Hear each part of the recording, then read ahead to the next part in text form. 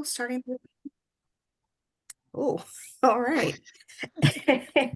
And we'll start with just some brief introductions of our trade sales team. I'm sure some of you might already be familiar with us, but we do have some new members and recent reshuffling of territories.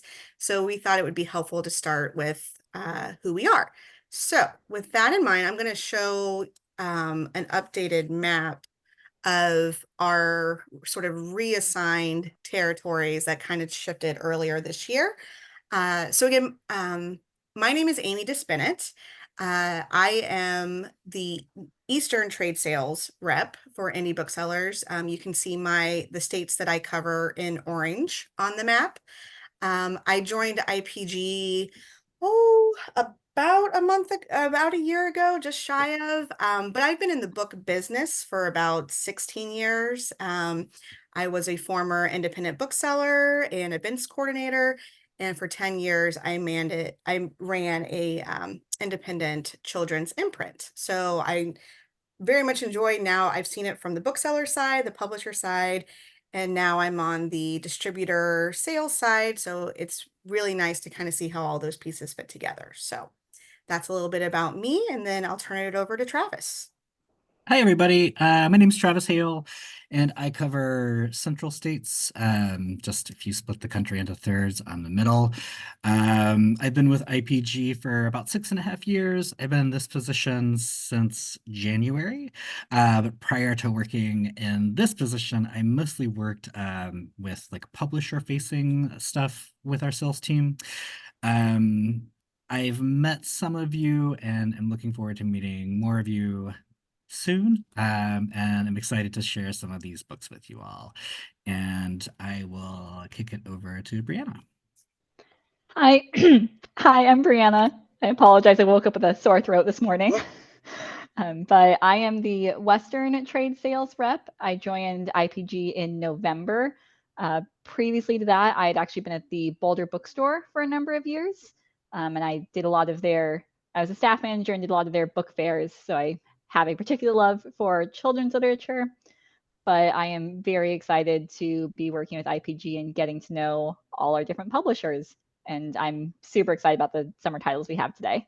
And I have the far western part with all the states in blue. It's a lot of them. All right. And then, Travis, do you mind talking a little bit about the specials that we have available? Sure. Yeah. So we've got a couple of summer specials. We've got our top shelf special that requires a $200 net minimum spend from titles in our summer top shelf program, and you receive an additional 5%, 60-day dating instead of our regular 30, and free shipping. And then we also have our front list special and our backlist special. They are essentially the same special, just one applies to front list orders, one applies to backlist. Both have a $150 minimum spend, and with that, you get a 3% discount on top of your regular 45%, 60-day terms, and free shipping. And just so you know, we consider anything front list titles published in 2024, anything backlist would be 2023 and earlier to that. And just to let you all know about the titles that we're going to be discussing, we've been talking about this kind of behind the scenes for a while. This is something that we've wanted to get off the ground. And our plan is to do sort of themed presentations like this because we are just getting ready to sell our summer titles or have just begun. We just wanted to highlight some of the books that are coming out over the next few months that we're excited about, that we think would do really well with your accounts, and that we just want to get behind and tell you about. Along with this, we're also working on including a newsletter. So we'll have that coming out kind of in companion to these sessions.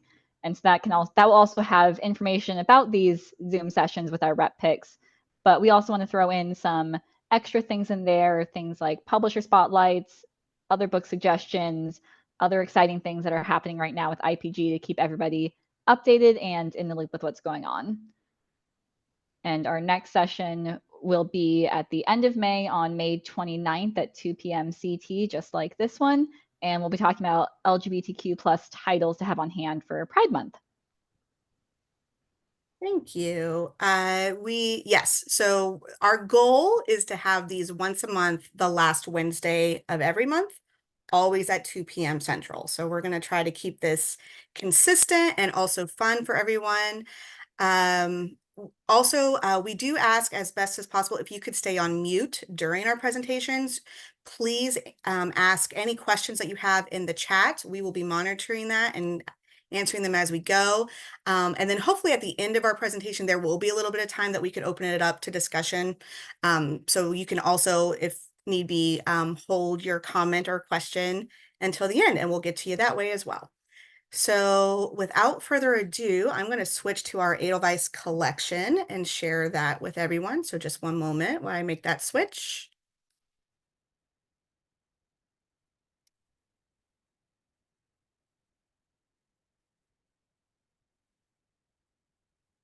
Okay, and then hopefully everyone can now see the Edelweiss collection that we put together for this particular session. Is that Travis or Brianna, thumbs up? Can see it? Great. Awesome. Thank you.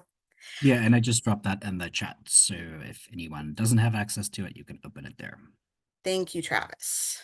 Okay. So I'm going to start with a few of my picks, and then we'll go on from there. So up first, I have from Buster Books, a children's nonfiction picture book. This one is lengthy. This is more encyclopedic in, it's 96 pages. It's a pretty good size book. But I am super excited about this one. So the idea here for size-wise is all of the illustrations are life size or at least to scale representation of what these animals and plants look like in real life, from the very, very big to the very, very small. I really like the illustrations. I think are just gorgeous, super detailed, very accurate in terms of the natural representation of these animals and plants. But you can see here, like with the colossal squid, here's a human eye compared with the colossal squid's eye. I mean, I don't know. I think this is just even now as an adult, I love this, but as a kid, I would have just been all over this. I just think that there's a lot as a young person to kind of marvel at here and wonder about our natural world. On every page, there are facts and explanations about the size and scale of these creatures and objects. There's also general science and nonfiction information about these items as well. So like here we see like grains of sand and what those look like. Just like this owl is just gorgeous, right? One of my favorite things that I think is cool is there are opportunities, like for instance, with the gorilla, this is to scale, the real life size of gorilla's hands. So you could be as a young child, I'm just kind of doing the same thing with this tiger's paw here. I want to get to an image that the publisher provided for us to help with this idea even more.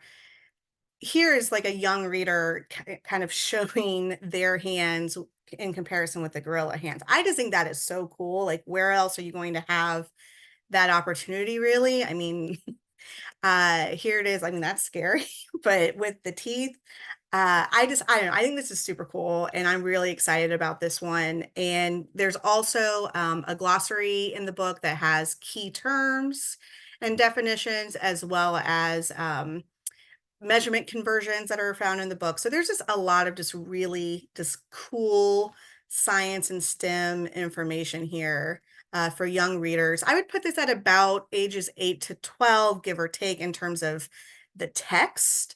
But really, I think this is for any child can get enjoyment out of this one. So that is size-wise from Buster Books, and that will be available starting May 14th. Moving on, we've got Folk Tales of the Night. stories for campfires, bedtime, and nocturnal adventures. I just got a sample of this the other day.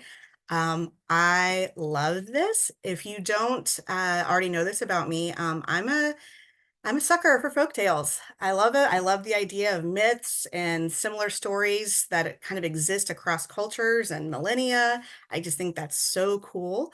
This particular collection is an anthology of stories that are all about the night and the dark and where we get, so we see anything from like creature tales to stories about the stars and the moon, how the night became. They're all curated by Chris Salisbury, who is a professional storyteller. So these are all, even though these are from cultures and traditions from around the world, um, th they're all kind of filtered through Chris's expert storytelling. Um, in my markups, you'll see I've included, and I think actually, Bray, I think we've all done this because when we saw this publisher present from the History Press, Chris included a video of him talking about these stories and how he I mean, when I say he's an expert storyteller, I'm truly not lying. He's phenomenal. I highly suggest you check out this video so you can kind of hear him talk about this book as well as kind of get a sense of the vibe here. And like I said, if these don't make you want to sidle up to a campfire and kind of let your imagination run wild, I don't know what will. So I just think this is a perfect summer campfire read, without a doubt. Moving right along, we have These Songs I Know by Heart from Book Hug Press. So this one, I I don't know, maybe it's just because of the time of life that I'm in, but it really spoke to me. It's the the protagonist in it, she's married and divorced in her 20s, looking for friendship in her 30s, and then trying to get pregnant at 40 in her 40s. And so she's kind of starts to wonder, am I just doing life wrong? Am I doing things all out of order?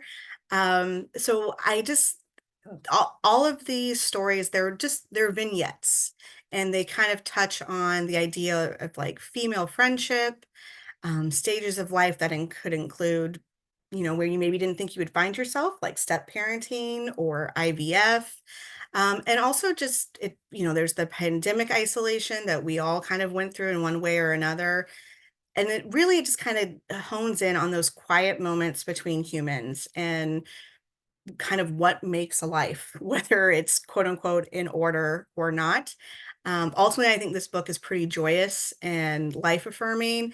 And, like I said, maybe I'm putting a little too much of the personal in here, but for me, I mean, I feel like one way or another, haven't we all lived our lives out of order, especially after 2020? So this one I think this is a really just excellent read. So I look forward to hearing your thoughts on this one. Uh, Going a totally different direction from Camcat, we have Citizen Orlov by Jonathan Payne.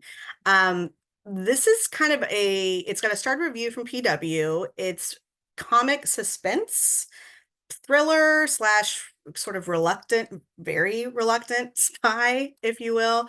Um, Orlov is a fishmonger and an upstanding citizen, and he answers a mysterious phone call.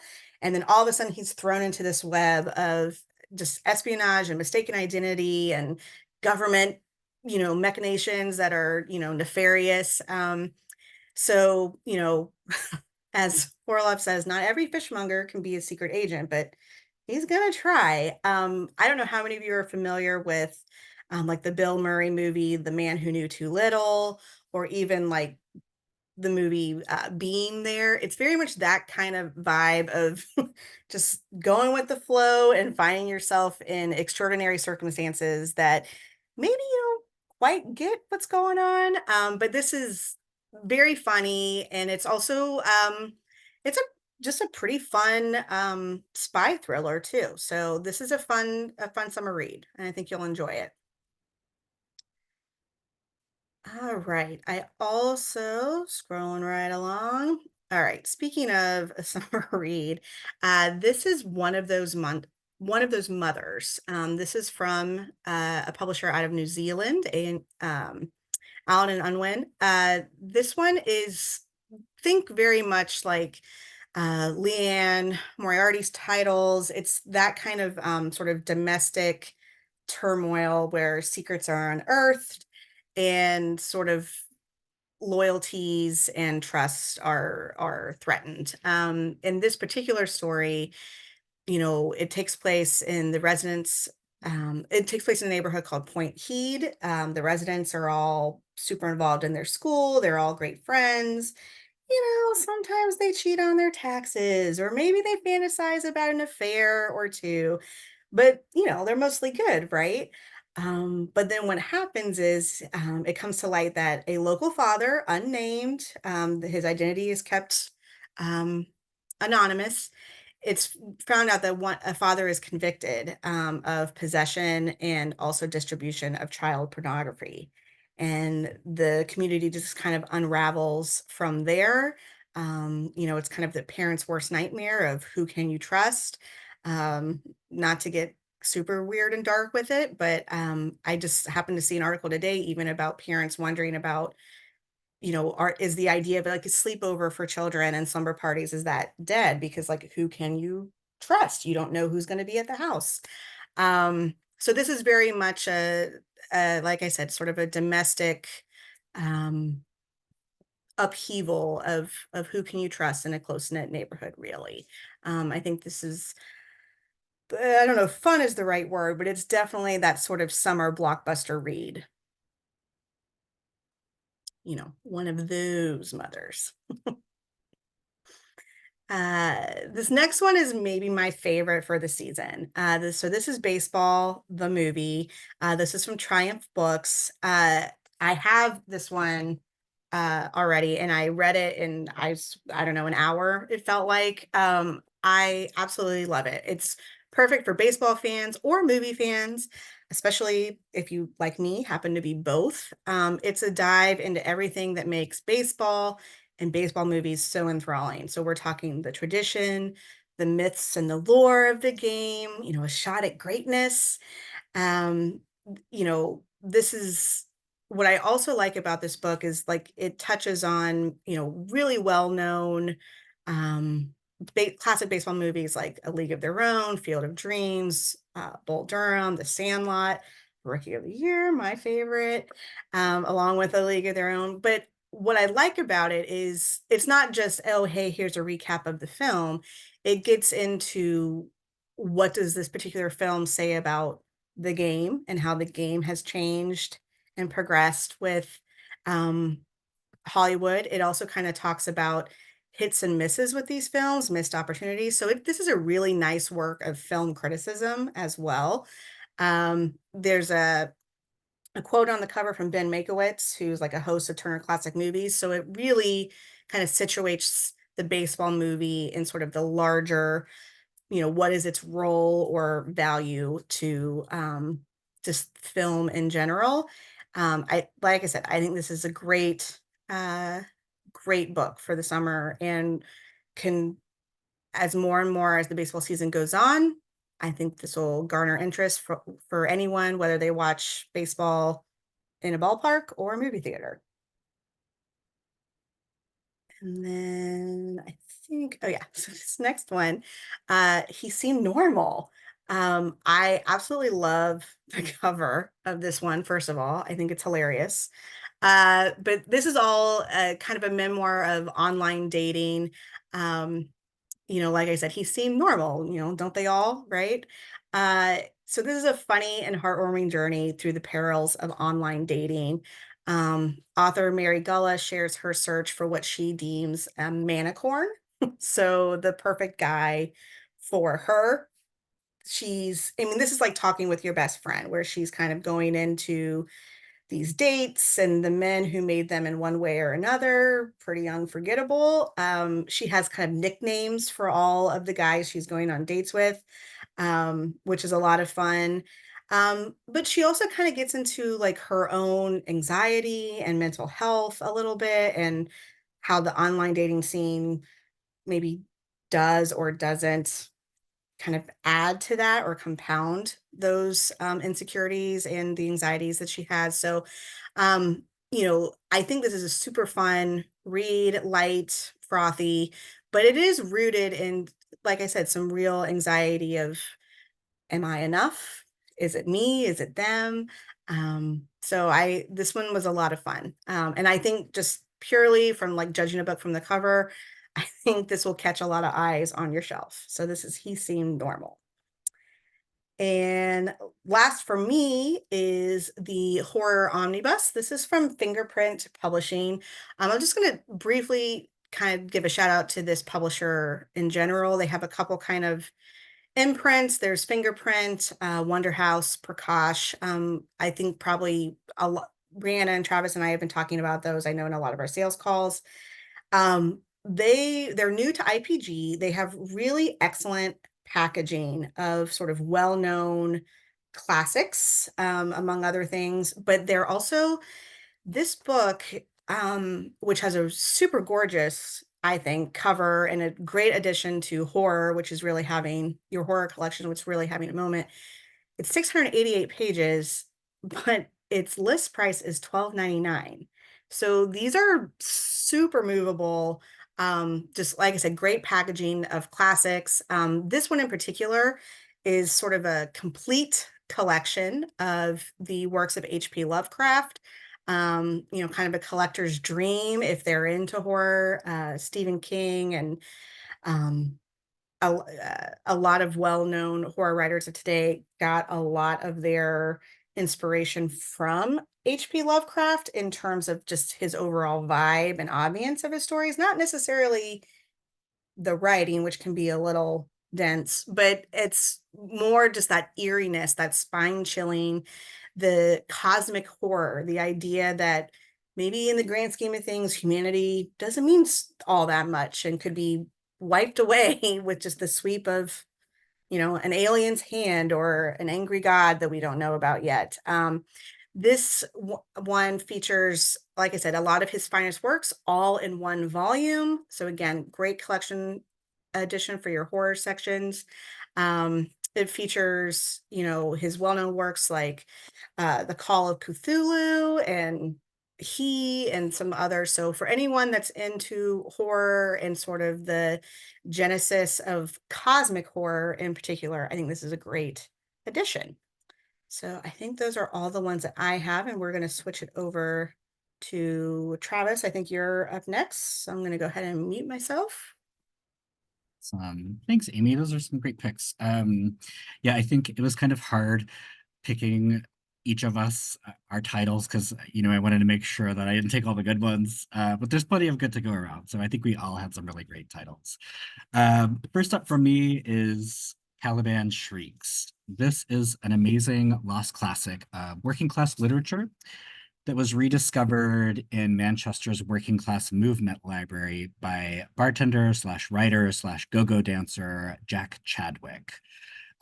There's a couple of articles in the Edelweiss title record that kind of go into his discovery.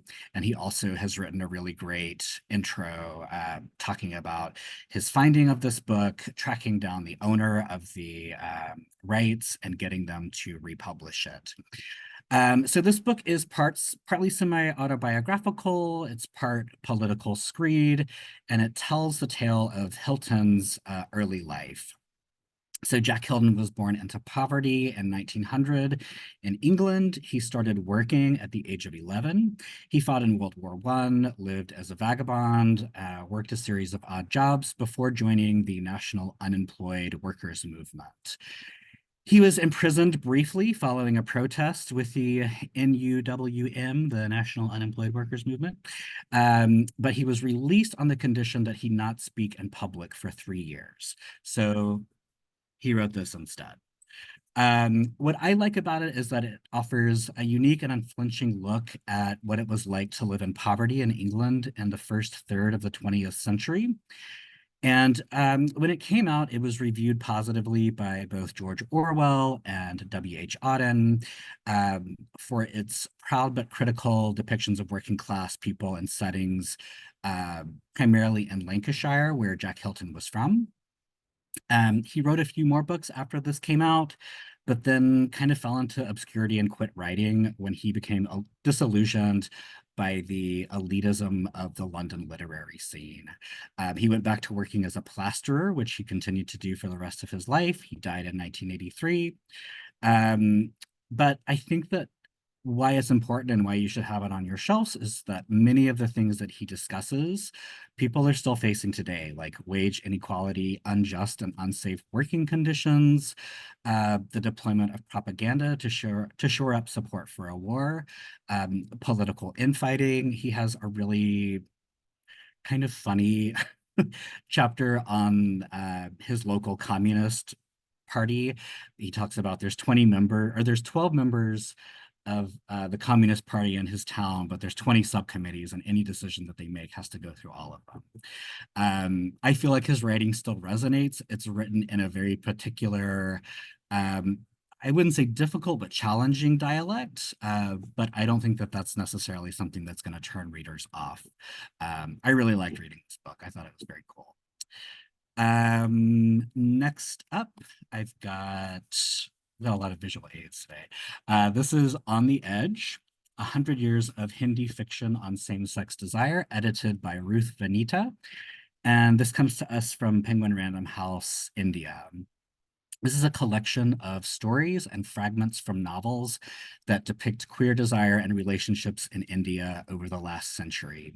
The stories are all arranged chronologically, beginning with the story discussing chocolate, which came out in 1924, and ending with Shadow, which came out in 2022. A lot of the stories here don't present same-sex desire in a straightforward way, because it was often a taboo subject both in India and the rest of the world. The desire that is discussed is often talked about metaphorically, but it depicts a wide variety of queer longing and desire and reflects societal changes specific to India. Queerness has always been a contested and often suppressed topic in India, but I think that the stories in this book also reveal that it's always also been present. The editor, Ruth Vanita, translated the stories too. She's written a really fantastic introduction that helps contextualize them within like Indian culture and society. Um, just a little background on her. She was the co-editor of Manushi, which was India's first national feminist magazine. And she attended Miranda House College for Women at Delhi University, where she observed lesbians who did not call themselves that, and other unlabeled romantic relationships between women. I think this is important for bookstores to carry because it's a great way to expand your LGBTQ section and also decolonize your bookshelves, which I think is a very important thing for people to keep in mind when they're stacking or stocking their shelves both at stores and at home. So that was On the Edge. Excuse me, I just had water splash into my nose.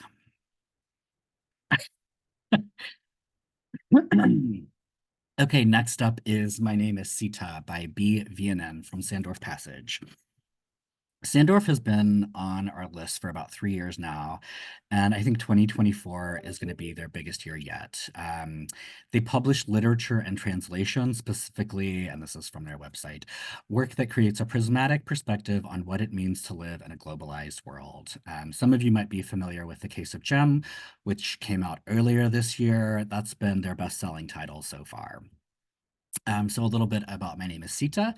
The author, B. Viennan, was a Surinamese author of African and Indian descent. She wrote in Dutch, which was her native language. She was the first Surinamese woman writer who had a book published by a Dutch publishing house. She spent some of her early 20s studying in the Netherlands, and then throughout her life, she kind of went back and forth between Suriname and the Netherlands. Um, this is a largely autobiographical novel. It was written in 1969. Since its publication, it's become pretty well known as a classic in Dutch literature, and this is the first time that it's been translated to English. It's set in the 1950s in Suriname. That's not a country that I know a whole lot about, but it was a Dutch colony in South America. It's the smallest country in South America, both in terms of size, like territory, and also population. And it follows a young woman who's kind of searching for meaning after the death of her mother. She's left to deal with an authoritarian father and a younger brother that she's kind of estranged from as she finds her way to adulthood and emancipation in Suriname, which was at the time a country torn by ethnic and religious contradictions and dominated by a colonial past. Um, Again, decolonize your bookshelf. This focuses on issues of colonialism, a woman's place in a rigid Hindustani culture, family secrets and why no one talks about the past, and issues of race and racism. I'm a few chapters into this one, and it's really good. I'm looking forward to finishing it. Um, Next up, something completely different. It's With Love, Mommy Dearest by A. Ashley Hoff. Excuse me. This comes from Chicago Review Press. So this is pardon me. This offers a behind-the-scenes look at the making of the unintentional camp classic Mommy Dearest. Bruce Valanche, a really well-known comedy writer, wrote the foreword, and it goes into pretty great detail about the making of the film, its relationship to Christina Crawford's memoir of the same name. A lot of talk about Joan Crawford's legacy, a lot of talk about Faye Dunaway's notoriously difficult to work with turn as the star. For anyone interested, there's a really great YouTube clip of Betty Davis talking about how impossible Faye Dunaway was to work with. Just kind of a diva. The film was, I think, it talks about Christina Crawford wanting it to be a serious look at child abuse from Christina's point of view, but eventually it became a vehicle for Dunaway's overacting. And I think we all kind of are familiar with the over-the-top iconic lines like, Tina, bring me the axe, no more wire hangers ever. I am not one of your fans. And it, like, upon its release, people were cracking up at this stuff. I mean, um, Christina Crawford said that about the film, it could have explained the complex personal interactions of the mother and daughter, giving insights into the larger problem of child abuse. But it didn't, she said regretfully. It was a series of hysterical scenes without explanation or relationship development. Um, the director, Frank Perry, and the producer, Frank Yablans, and also Faye Dunaway, all thought they were making a prestigious dramatic film and that Dunaway would earn her second Oscar for her turn as Crawford. But the movie was critically panned, although it was a commercial success upon its release. The author, A. Ashley Hoff, is a Hollywood historian who has an encyclopedic knowledge of this film. I mean, the depth that he goes into is really great and also interesting. Reading this book is kind of like gossiping with one of your best friends on the phone at night about, some secret that you know. I think this is great. It's coming out just in time for Mother's Day. So buy it or not for your mom.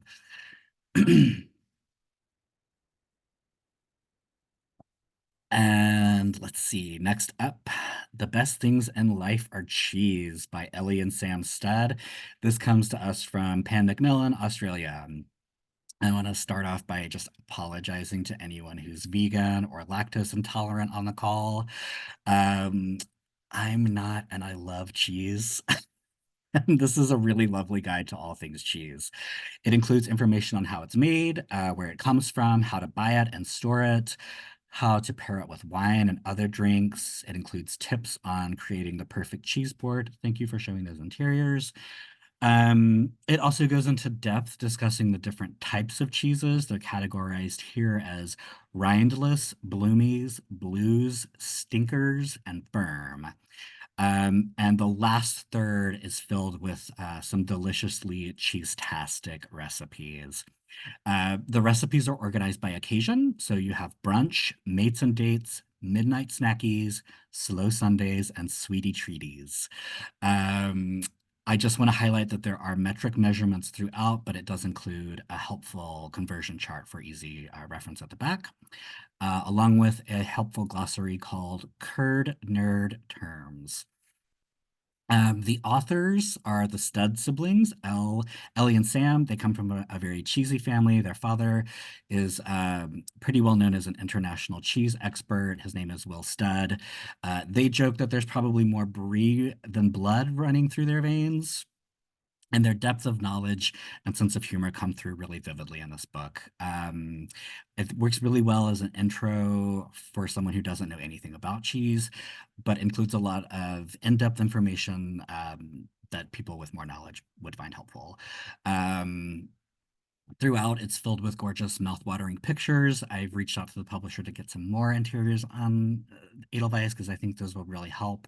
It also includes some really eye-catching illustrations that are easy to read and understand. And I was looking through the recipes, and I say this, hold me to it. I really want to try making their creamy comfort mac and cheese and their mascarpone raspberry and rosewater tart. They just sound so delicious to me.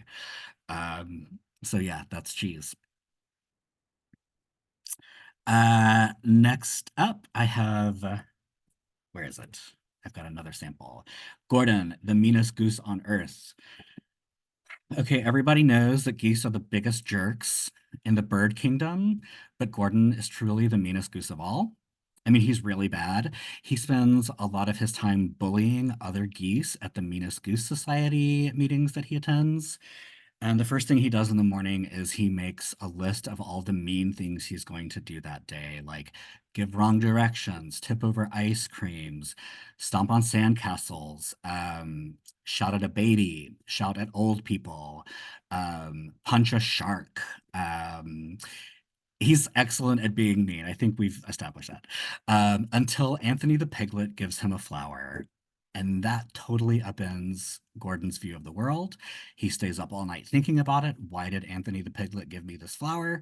And so the next day he asks him, why did you give me this flower? And Anthony tells him, you were so mean to me that I wondered if anyone had actually been kind to you. This little simple act of kindness causes Gordon to reflect, to change his mean ways, to apologize to everyone he's been mean to. And it really teaches an important lesson that kindness is really helpful to people. And this is the first in a new series about a goose trying to make amends for being absolutely awful.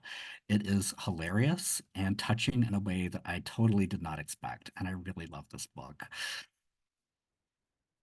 Next up is Oscar the Fairy Cat by Molly Arbuthnot, and this comes to us from Select Books.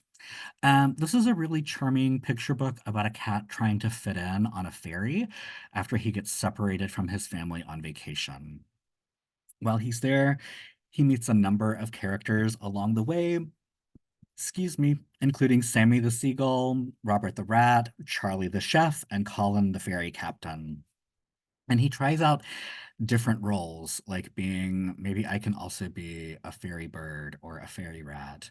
None of them feel right, and Oscar always responds with the same refrain, I don't fit in here and I want to go home. That is until he meets Mercy, the fairy cat. Mercy convinces Oscar to join her and also become a fairy cat, and he finally feels like he fits in. The author of this book based the story on her own family's experience of losing their cat, like, it was named Oscar. in like similar circumstances, and the book is dedicated to his memory. She turned that experience into something positive by imagining the adventures her cat went on after he left her family. And I think that that alone makes this a great book for any kid who has lost a pet. Maybe they have a pet who's run away or been lost. I think you can kind of turn that around and think about like the imaginative things that your animal might go out and do. The author is an educator who lives in Scotland, but she'll be doing a US tour in mid-May. And a portion of the proceeds from sales of this book will be donated to the International Child Art Foundation, which has served American children as the national arts organization and the world's children as their global arts organization since 1997.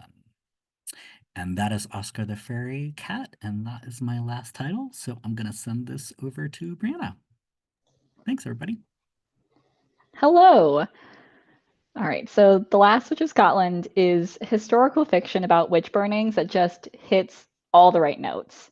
It reimagines the life of Janet Horne, who was the last woman tried and executed as a witch in the British Isles. And in the recorded history that we have of this, she was tried as a witch along with her daughter, who was badly disfigured. And it was said that Janet Horne had made a deal with the devil, and she rode her daughter to the devil like a pony, and all sorts of horrible accusations. And so this reimagines their life as two women who have been devastated by a fire that's left the mother out of touch with reality and the daughter badly scarred. And right as they start to find a new home and find happiness again with the troupe of entertainers who have come to town, there's a new local minister at their parish who starts to accuse them of witchcraft and turns the whole village against them. And this book made me want to weep, and it made me want to rage, because it's all about these women who are educated and they can speak other languages, but now it's called speaking in tongues. And one of them, has dementia and she forgets things, but it's because she's communing with the devil. And I just grew so angry, but it's so well written and like very emotional, and it's great for especially like women's kind of literary fiction, just really hitting that about these two women, the mother and daughter, their relationship, and everyone around them. So this one hits every note that you could want it to hit.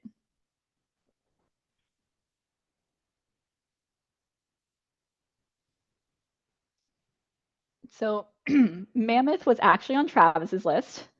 And then Travis heard how much I like mammoths and graciously let me decide to talk about this one. Um, but this is written by an Australian author who was inspired by a 2007 natural history auction at which there was crazy bidding that drove up the prices on a Tyrannosaurus Rex skull. And it was revealed to be bidding between Nicolas Cage and Leonardo DiCaprio. And Leonardo DiCaprio instead went home with a mummified hand that was thought to be the hand of Hatshepsut from Egyptian history.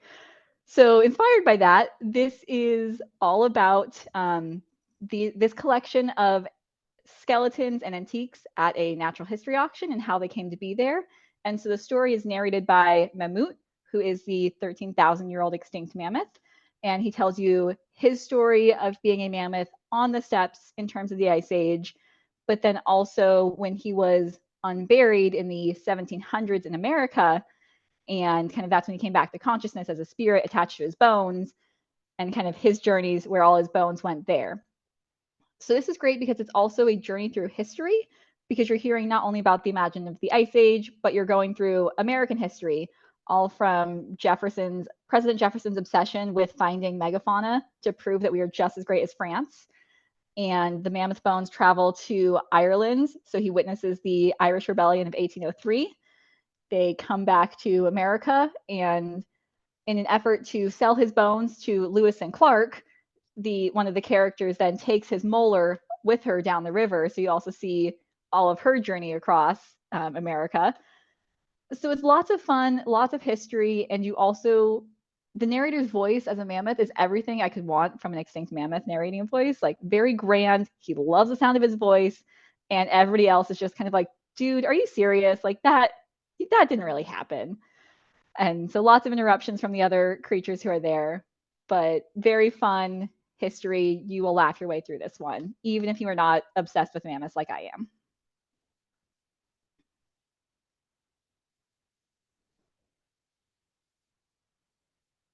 City of Stolen Magic is a really lovely middle grade fantasy that, as I'm reading it, honestly reminds me of the anti-colonial vibes of R.F. Kuang's Babel, but distilled into a middle grade.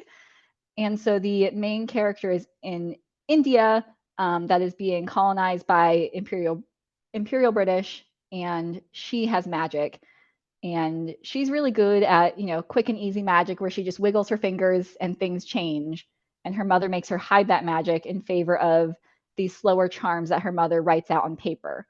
And the daughter doesn't really understand it, but after a show of magic, her mother is captured by the British and taken away to London. So the daughter is now trying to follow her mother, and use her magic for good and help save her mother and fight against the British. But it also really does get deep into thoughts on colonialism and the way people are oppressed. And you start to learn that there's this one white wealthy Englishman who is more than happy to pay for these, dramatic shows of magic, and he employs people who use magic. Sorry, indentured servants them. He doesn't pay them. But they have to stamp out the writing magic because it turns out anybody can use that, not just those born with magic. And having magic widely accessible to everybody would make everybody far too powerful, because then they could fight for equal rights. So really great, adventure filled middle grade fantasy that just goes into a lot of deeper topics. Oh, and it's by a Bangladeshi author as well.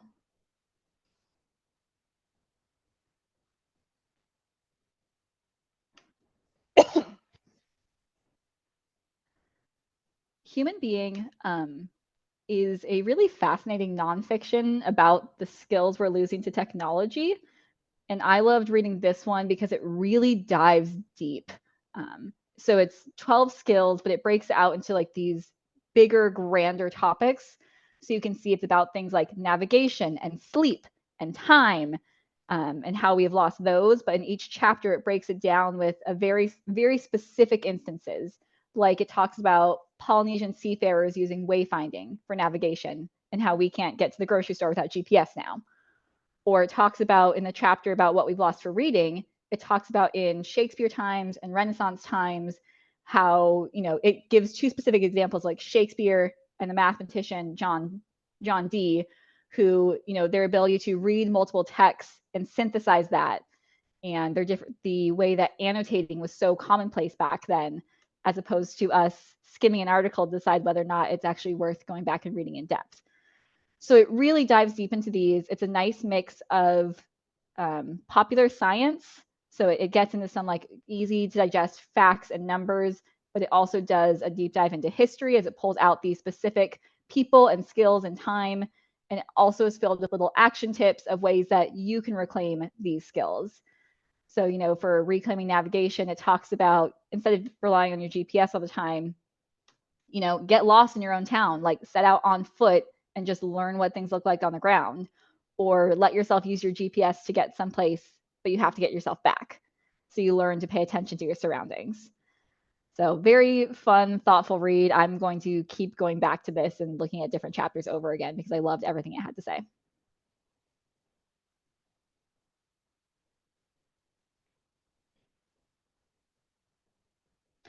The Very Hard Book. This is by, and I don't know how to pronounce the name, Idan Ben Barak, who also did the book Do Not Lick This Book, which was very popular with children at book fairs who tried to lick the book then.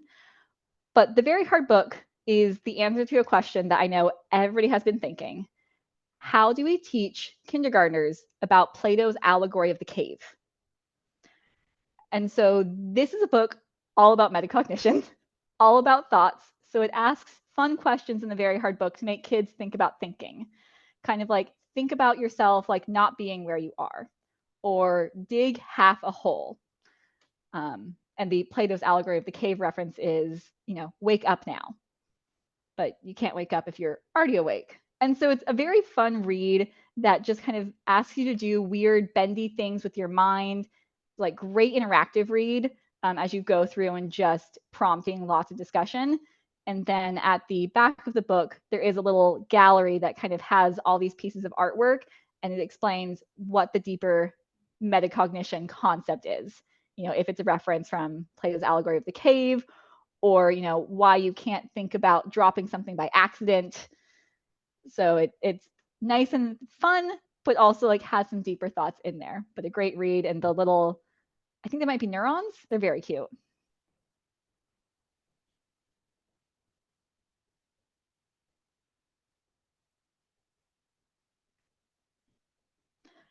Akmeral, it hooked me because I'm a sucker for mythology retellings, and this one, it was listed for fans of feminist retellings of mythology and history, and that is 100% me. But this one is really great because it is the imagining of Akmeral, a woman warrior on the Central East Asian steppes in about 5th century. And so she, goes from being a child unsure about what she wants to becoming a woman warrior trying to prove herself, and eventually, taking some of these enemies captives and learning how to lead her tribe through a revolution as the matriarchal tribes are being overthrown by men who are disagreeing with how things are being run. And the story does a really great job with voice. And it just starts off with this very grand, this is my story, and here's what I have gone through, that has that distant, echoing, timeless quality to it that like I just really love, because it just grounds you in those mythology stories. And the details of her nomadic life on the steppes is just incredible, with everything that's woven in. And the author did a lot of deep research into crafting this world. And that research was everything from Greco-Roman writer historians who wrote about the women warriors of the steppe at this time and looking at their references, and also historical findings from archaeological digs and the women warriors that have been found in there. And she also includes a really thorough author's note at the end that does a great job of contextualizing lots of things she found and the ways in which she wove them in, even down to cultural nods of how she imagined, this would have progressed on. So it's a really great, immersive, badass woman warrior on the steppes kind of story that just takes you out of time.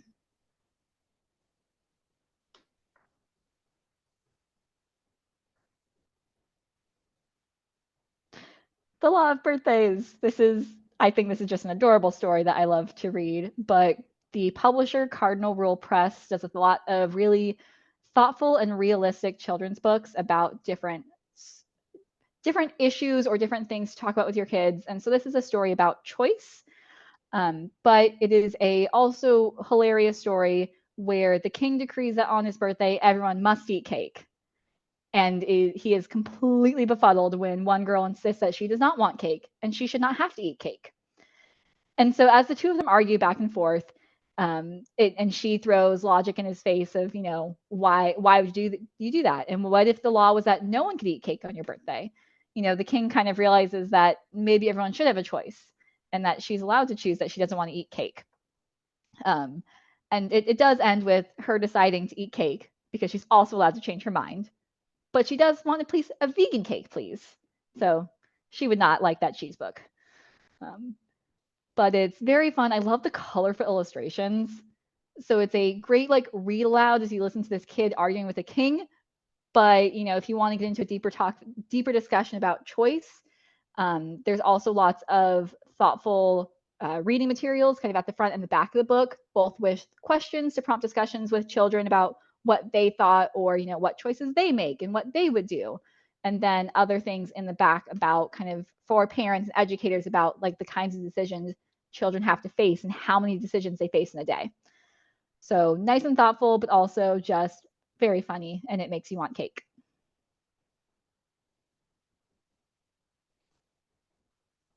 And I think that's the end of our picks.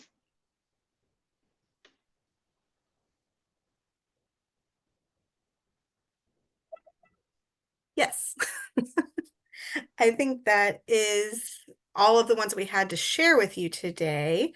Are there any questions, or how has the chat been going?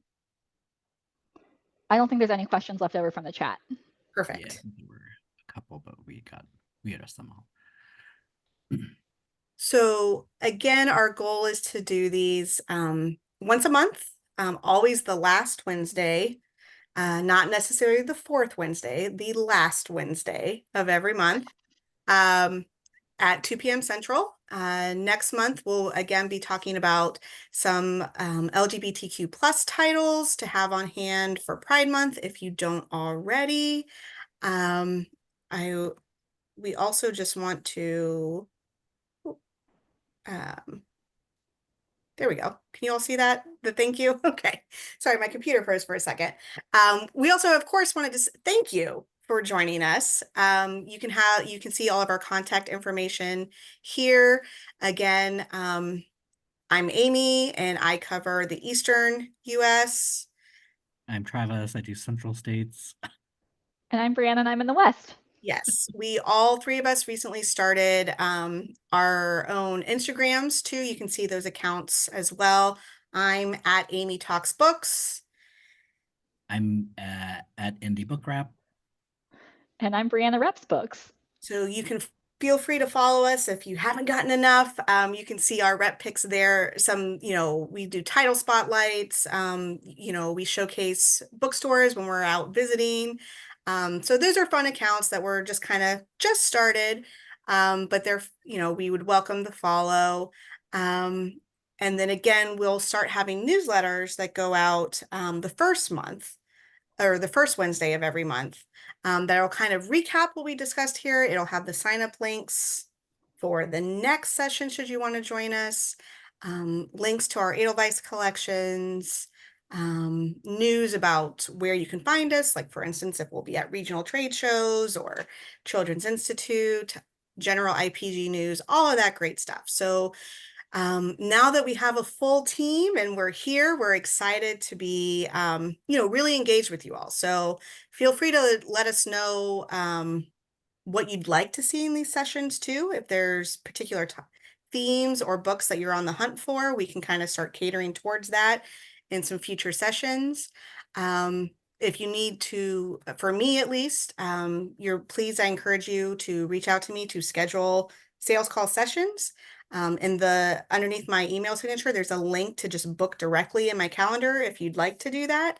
I think we all have something similar in our signatures. That's a good way to do it.